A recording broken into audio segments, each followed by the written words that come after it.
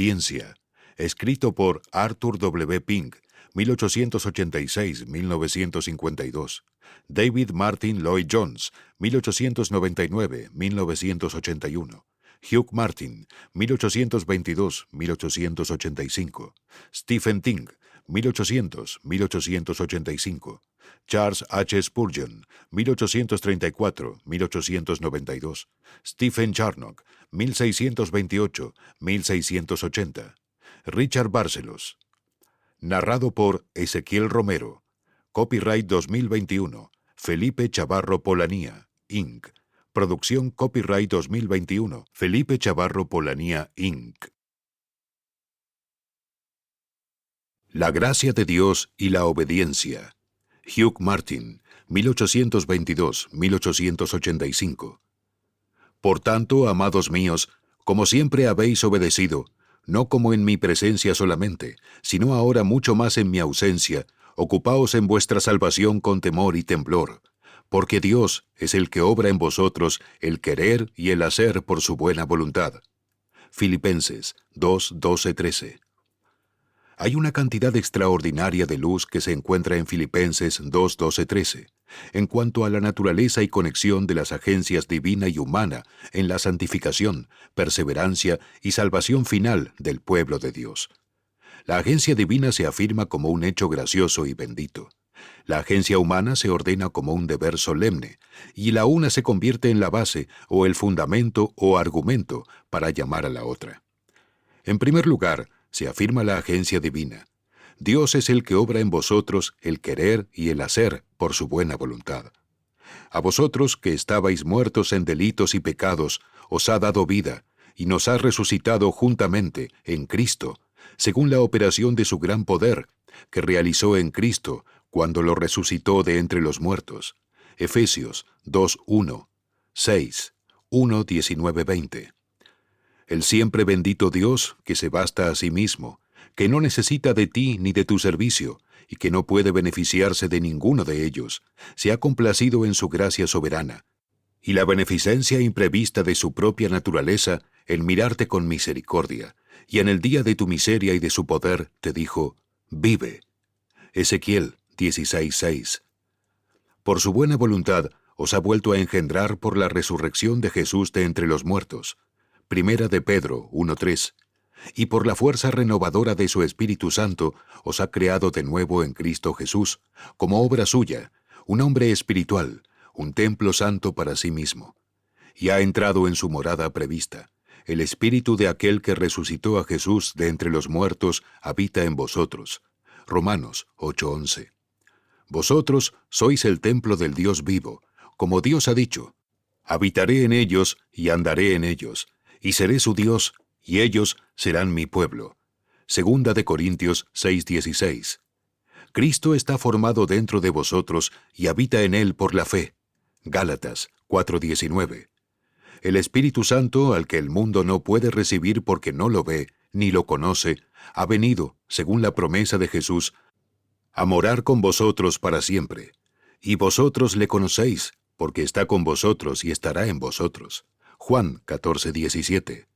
Y el Padre también está presente con vosotros, pues os interesa la otra promesa del Salvador. Si un hombre me ama, guardará mis palabras, y mi Padre le amará, y vendremos a él, y haremos nuestra morada con él. Juan 14:23. No se puede suponer que la gloriosa Trinidad habite espiritual y graciosamente en un alma renovada y vivificada, sin manifestar la presencia divina mediante operaciones dignas de la naturaleza divina. El Dios viviente en un alma viviente no está inactivo. Su poderoso poder se despliega sobre sus hijos regenerados de una manera consistente con su naturaleza y en una medida que tiene en cuenta todo su poder. Anteriormente inclinados naturalmente al mal y a la mundanalidad, sus voluntades son ahora dobladas y dirigidas de otra manera por aquel que es el Padre de sus espíritus y tiene sus corazones en su custodia. Han sido liberados del yugo de esclavitud en el que se encontraban cuando el pecado tenía dominio sobre ellos, y caían en la voluntad de su tirano y destructor, siendo llevados cautivos por el diablo a su voluntad. Segunda de Timoteo 2:26. Ahora, moldeados, fortalecidos y santificados por el Espíritu de Dios, su voluntad está en armonía con la de Dios. Están dispuestos en el día de su poder.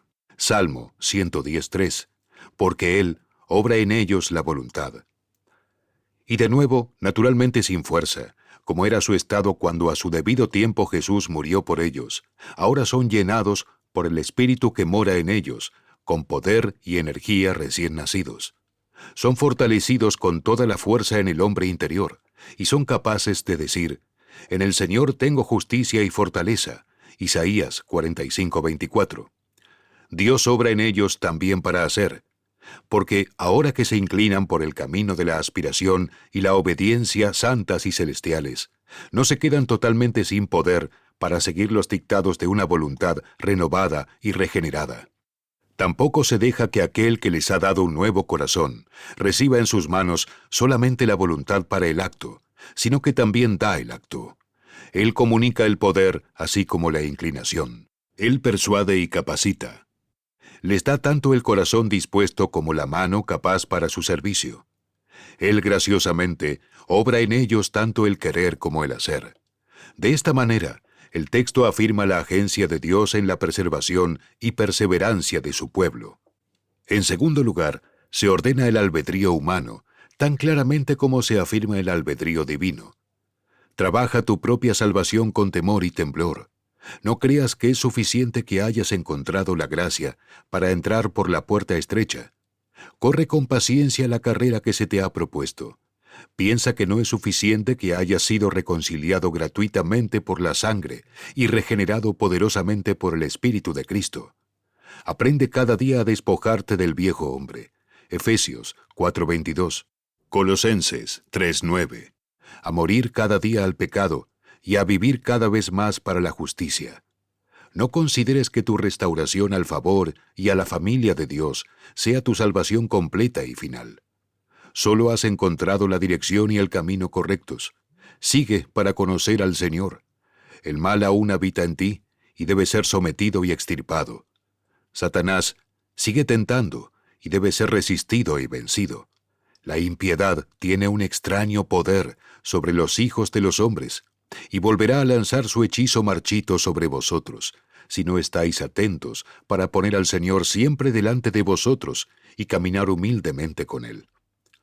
Luchad por el dominio, trabajad por el pan de vida, creced en la gracia, sed instantáneos en la oración, escudriñad las Escrituras, haced el bien cuando tengáis oportunidad, sed pacientes en la tribulación, desprendeos de todo ídolo, hacedlo todo para la gloria de Dios. Aprieta hacia la meta por el premio de la alta vocación en Cristo Jesús. Filipenses 3:14. Retén lo que tienes. Apocalipsis 3:11. Mirad que no perdáis lo que habéis hecho, sino que recibáis la recompensa completa. Segunda de Juan 1:8. Persevera con firmeza hasta el final. Trabajad y eliminad de vuestra conducta el pecado. Extirpa el pecado que se adhiere tan estrechamente al hombre interior. Asegura tu vocación y elección. Segunda de Pedro 1:10. Cíñete de todas tus energías para una lucha perseverante y prolongada, de por vida, si quieres que se te administre una entrada abundante. La apuesta es grande, el premio es noble, la lucha es ardua. No se puede prescindir de ninguna energía que puedas reunir y poner. Permanece en el temor y no peques. Trabaja tu salvación con temor y temblor. En tercer lugar, las dos cláusulas que constituyen un texto están unidas de tal manera que forman un argumento o paso de razonamiento. La una se convierte en fundamento o base de la otra. La certeza y la naturaleza de la gracia de la acción de Dios se establece como un fundamento para esa acción propia del cristiano a la que se le exhorta aquí. El hecho de que Dios obra en su pueblo se asume como un poderoso argumento o llamado o motivo para que ellos trabajen. Trabajad en vuestra salvación con temor y temblor, porque es Dios quien obra en vosotros, el querer y el hacer por su buena voluntad. La hermosa conexión que se establece así entre la obra eficaz y de gracia de Dios y la obra solemne y perseverante del propio creyente exige en primer lugar nuestra atención. Nos preparará gradualmente para entender el tema si tomamos nota al principio de las dos objeciones que se han ofrecido con frecuencia a la doctrina de una agencia divina e irresistible, ya que tal agencia es considerada por nosotros como involucrada en la salvación de los pecadores. Sostenemos que los hombres se encuentran naturalmente en un estado de muerte espiritual, del que no tienen poder, ni siquiera el más mínimo, para liberarse, y que todos los que escapan de esta condición lo hacen en virtud de un ejercicio de energía eficaz y creadora, puesto en ellos por el Espíritu de Dios, mediante el cual se destruye el predominio de la mente carnal. Se someten los principios malignos de su naturaleza, y se les comunica una naturaleza espiritual. Esta naturaleza se inclina en sus deseos y afectos hacia el Dios que la dio, de modo que el sujeto de este gran cambio elige infaliblemente a Dios ahora como su principal bien, vuelve a Él en arrepentimiento y fe, y se adhiere a Él con lealtad humilde y afectuosa.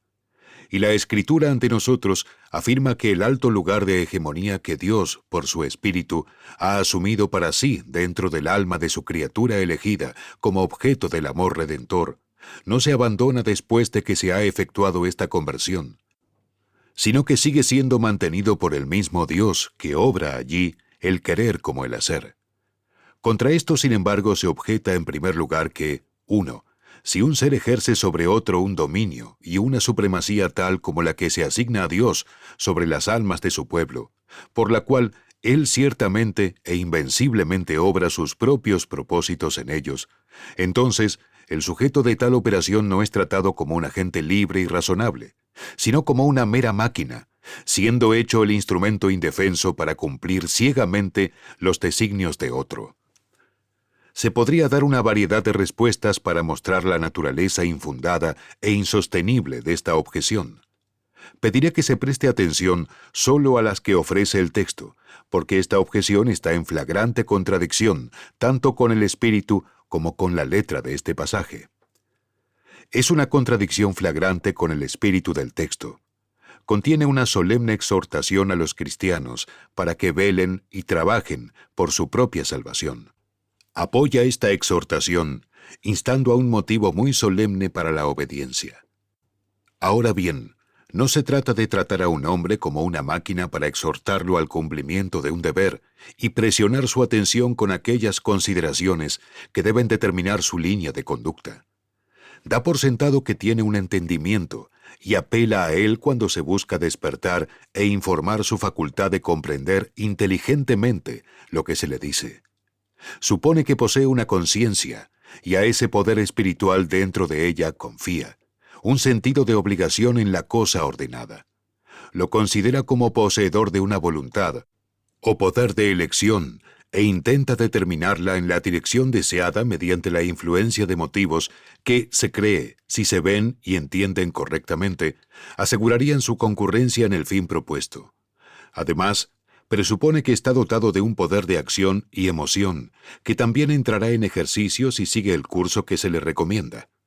Esto no es tratar al hombre como una máquina, sino como un agente libre e inteligente. Cuando leemos la primera cláusula de nuestro texto, podemos responder a la objeción de que la Escritura trata a los creyentes no como máquinas, sino como agentes libres y razonables, a pesar de la supremacía y eficiencia infalible del albedrío de Dios en ellos. Pero cuando leemos todo el versículo y encontramos en qué conexión y sobre qué bases la Escritura exhorta y razona con sus lectores creyentes, no solo podemos responder que, aunque la gracia omnipotente esté dentro de ellos, no se actúa sobre ellos formal y mecánicamente, sino que, además, se les trata racional y espiritualmente precisamente porque la gracia omnipotente obra en ellos poderosamente. Por lo tanto, esta objeción se opone totalmente al alcance y al espíritu del texto. Pero, en segundo lugar, está en contradicción igualmente flagrante con el lenguaje expreso del texto. Al describir la naturaleza de la agencia divina, el texto excluye para siempre la idea de que esa agencia opere sobre el creyente de tal manera que lo lleve ciego, inconsciente o indiferente por el camino de la santidad. De hecho, la única concepción posible que podemos tener de la santidad es suficiente para dejar de lado cualquier idea como absolutamente inconsistente con ella misma. Es realmente inconcebible para cualquier mente que se detenga e intente realizarla. Pero sea como fuere, las palabras que tenemos ante nosotros han sido seleccionadas con tanta precisión y con el propósito manifiesto de evitar la posibilidad de un concepto erróneo de este tipo, que es sorprendente que la objeción que estamos considerando se haya planteado alguna vez. En estas palabras se declara que Dios obra en su pueblo la voluntad. Él asegura que su propia elección sea ejercida. Él renueva y reforma sus deseos. Él guía y dirige su inclinación. En todo aquello a lo que los lleva, lleva también su voluntad con Él. Él los hace dispuestos en un día de su poder. Si Él obrara en ellos para hacer, sin obrar en ellos para querer, entonces podría haber algún color para la alegación de que la doctrina de la gracia eficaz supone que el hombre debe ser tratado como una máquina, pues una máquina no tiene voluntad. Pero si toda acción piadosa que Dios obra en el cristiano está precedida por un deseo, una inclinación y una voluntad piadosos de realizar esa acción, esta es exactamente la condición que impide que la acción sea mecánica. Pero también se objeta además contra la doctrina de la gracia invencible, prevaleciente y controladora, que está calculada para relajar la diligencia y la energía de aquellos que se creen sujetos de ella. Si es cierto que el Espíritu Todopoderoso de Dios, que mora en el cristiano, asegura infalible y eficazmente su santificación, nada, se argumenta, puede ser más natural que el hombre mismo libere toda su ansiedad y sentido de responsabilidad, y deje perezosamente a este agente omnipotente la realización de una obra. Creerá que cualquier pequeña energía suya no puede añadir nada a esa omnipotencia, ya comprometida en ella. La doctrina, se dice, conducirá a la indolencia. Al responder a esta objeción, nos limitaremos, como en el caso anterior, a las consideraciones que ofrece el texto, y encontraremos que esta segunda objeción también está en directa contradicción con el alcance o espíritu del texto, así como con sus términos expresos. En primer lugar, entonces, seguramente no se puede afirmar con ninguna muestra de razón que la agencia divina está preparada para llevar al creyente a la negligencia. El llamado dirigido al creyente es un llamado a trabajar. El motivo que se le presenta es uno diseñado para ponerlo a trabajar.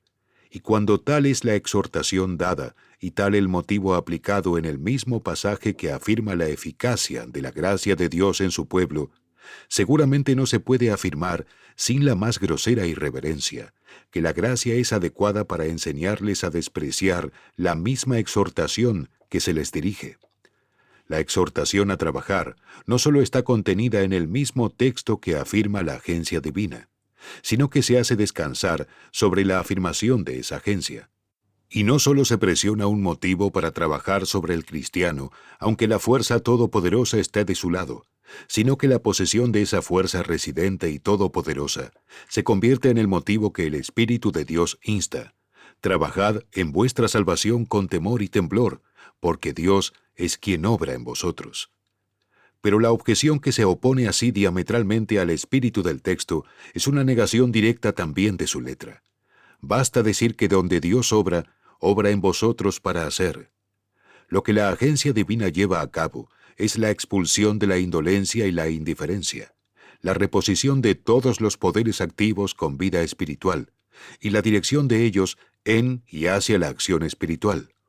Por lo tanto, es imposible comprender cómo una operación que por su propia naturaleza está destinada y calculada para producir energía, una operación que no se ejerce de otra manera ni más allá de la que da origen a la energía, puede engendrar la inactividad contraria. Por lo tanto, la objeción no debería llamarse tanto una objeción a la doctrina de la agencia divina, como un concepto totalmente erróneo de esa doctrina y una negación total de la misma en el único sentido en que se afirma en las Escrituras o que sostienen los cristianos inteligentes. El cristiano enérgico que obra su salvación con éxito, ya lo saben, no puede atribuirse ningún mérito, porque según la doctrina del texto, es Dios quien obra en él.